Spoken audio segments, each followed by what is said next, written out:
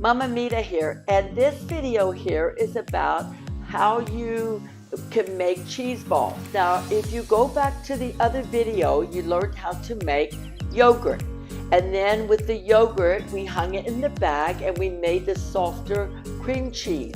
Now with this one, we're going to be hanging it in the bag also. But this time with the yogurt, and I've already took my starter out, I'm going to be adding some salt to the yogurt. So this here is like not a half a gallon, but it's like 2 quarts, I think it is. Let me see if I can read that. Oh boy. Anyway, this small pot, I'll tell you in a second. Let me see if I can get that up there. It's 1.5 quarts, so it's a 1.4 liter. Okay, so we're going to add some salt to that, about that much. That's like maybe 2 teaspoons. It's not even a full tablespoon, okay? Add that, well, yeah, that should be enough. Now, you're just going to blend that in. Now, if your yogurt comes like a little, like not thick, you know, that's okay, because once you put it in the bag and the liquid goes out, it gets thicker. But this yogurt's just fine. I have a little trouble with my yogurt getting thick because of the RV. It doesn't seem to stop moving. It's got constant movement because it's sitting on tires, where the house is not moving like that. So you won't have that problem. But I have it, but it's still fine. The yogurt still comes out great. And you learn how you could do the little smoothies where you put the teaspoon of the jam in the jar, and then you added the yogurt to that, and you shook it up, and that becomes like a little drink. Kids love that. The grandkids love that, and you're saving a lot of money. Now, this is a very wholesome food that you're making here for your family, and you're saving so much money. Even with the price of milk and stuff that it is, you can always shop around and find milk on sale, and when you do, you can grab it. You can also freeze milk. Milk is not hard at all just to freeze. Just take a little bit out so it doesn't expand and make a mess in your freezer, and then you would bring it out and you would defrost it. And the same thing, you heat it up, and then at 110, between 110 and 113, it should be enough to put your starter in there. And then the same thing like with the video that shows, okay? So now we put that in there,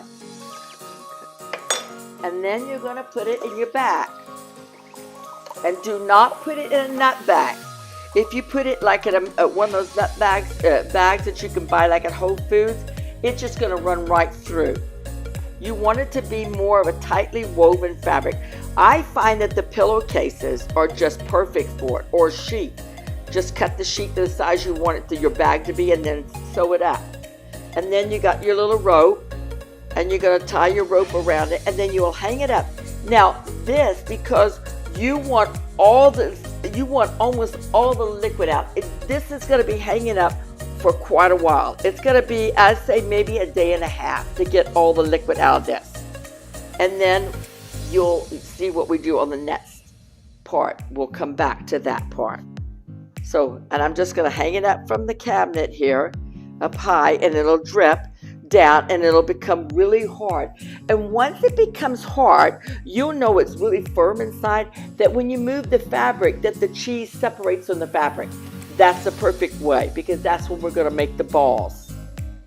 Okay, so that's the first part of that, and we'll come back. Hi guys, Mama Mita here, and now we are ready to do the cheese balls. Boy, this is so much fun. I love the cheese balls.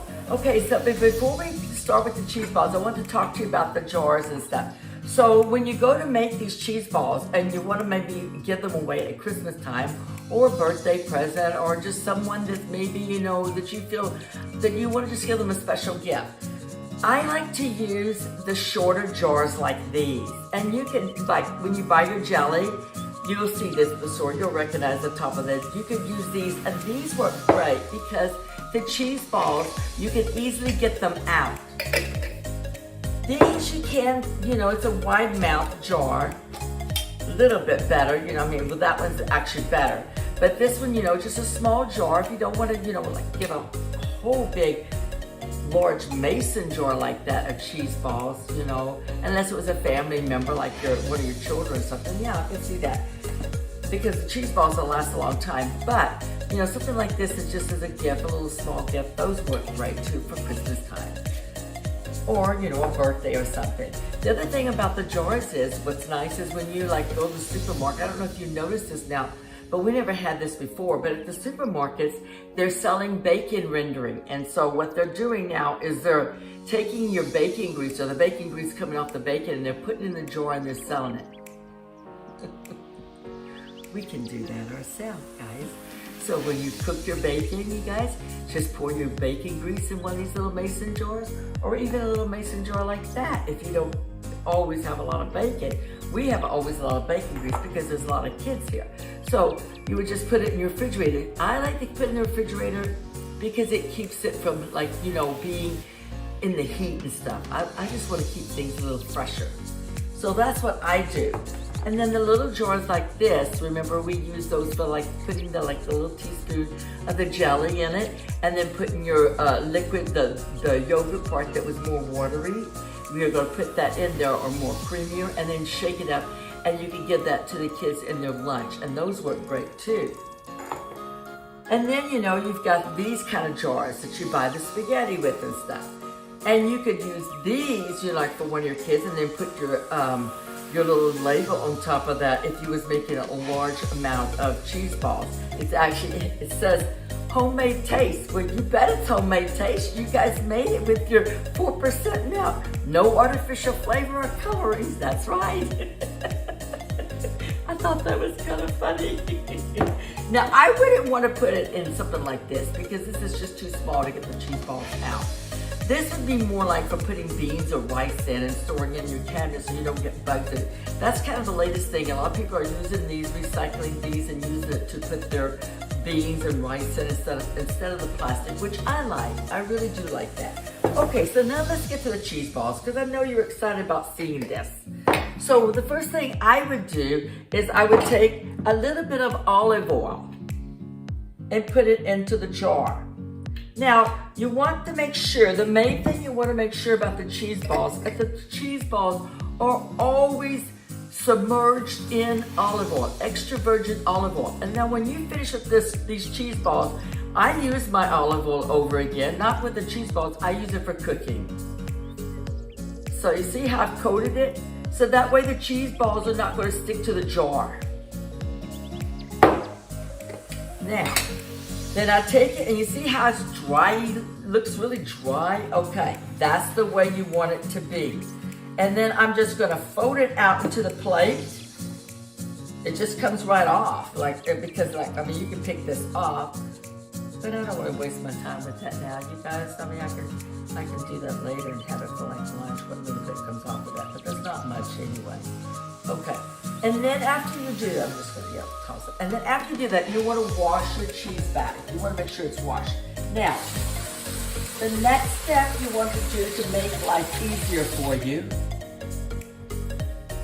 after you get that out, then you want to take a little bit of olive oil, and you can actually put it in a lid if you want, that's fine. And you're going to put your fingers, and you're going to rub it in your hands. So you're actually coating the inside of your hand, the palm of your hand. Now you're going to take a little bit of the cheese, and you want it to be the size of like a walnut, an English walnut. Now you see how easy that is to roll that cheese ball out, just like if you was rolling a meatball. And you're going to put it in the jar, and you continue doing that. Just make sure your hands are oily, a little bit oily, so that way that it just rolls right off. And you kind of want those cheese balls to be the same size. And this, once you put them all in the jar, get them all done in the jar and everything, then you're going to take and pour the extra virgin olive oil inside the jar, and you're going to fill the jar completely up. You want those cheese balls to be completely covered with the olive oil. And the reason that's going to preserve the cheese, because you do not have to put this cheese in the refrigerator. Once you have submerged it in olive oil, then at that point you just leave it out inside the cabinet, a dark, cooler, like area that's cooler, not up in the cabinet where it's hot heat and stuff like that. Don't do that, yeah. And you don't need refrigeration now. How easy is that? You're like, if you was going quart camping, and you say, well, I can't do that. Well, yes, you can. You take your camping stove out, and you would make your yogurt, and then you would refrigerate it overnight in your ice chest, or, you know, you would let it ferment, or like let it get the bacteria in it. And then after you, I'm messing up that ball. Let me make sure that ball's, okay. So then back it up. All right, so you would go to camp, and then you would make your yogurt, and then you would wrap it up in a blanket, and you keep it in your car so that you know that no animals got to it. And keep it into your car, and then the next day you would bring it out and unwrap it, and you would put it in your ice chest. You would have to buy some ice probably that day. Okay, and you keep it in your ice chest till it gets ice cold. And then once it gets ice cold, then you would pull it out, put your salt in it, and then you would put, you would mix your salt into the yogurt, and then you would pour it in your bag, and you would leave it hang.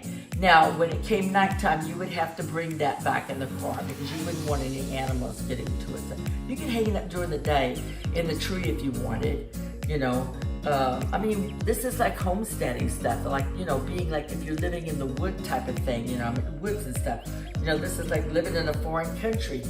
This is not like, you know, like, you just do that, you know, and then you would have your cream cheese balls.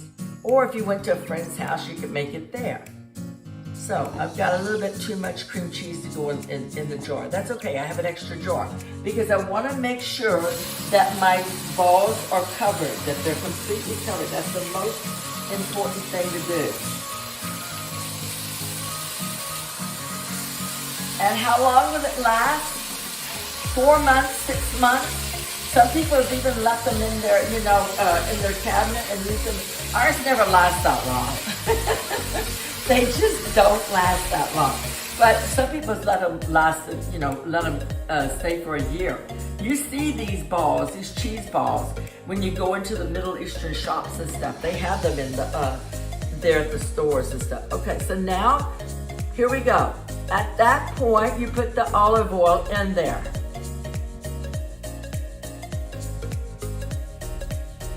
Now I've got 1 cheese ball that is sticking out, actually maybe 2. It's got to be completely covered, and if it's not, you just can't do it. So I'm gonna take that one out, and that one will have to go to the other. I'll make the smaller one. Now the smaller one's okay, but your cheese balls have to be covered in olive oil at all times. Yes, now it's fine.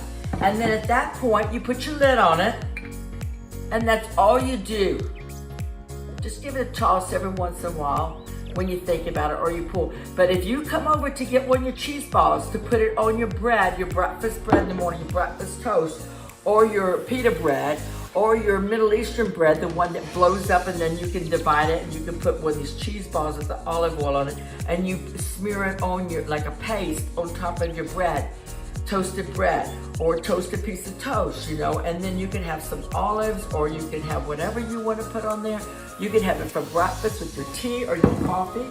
But if you go and pull one of those balls out, you want to make sure before the lid is put back on that your ball is covered. And that's all you do. And now you've got a complete little jar full of cheese balls. That easy, guys. And you made that.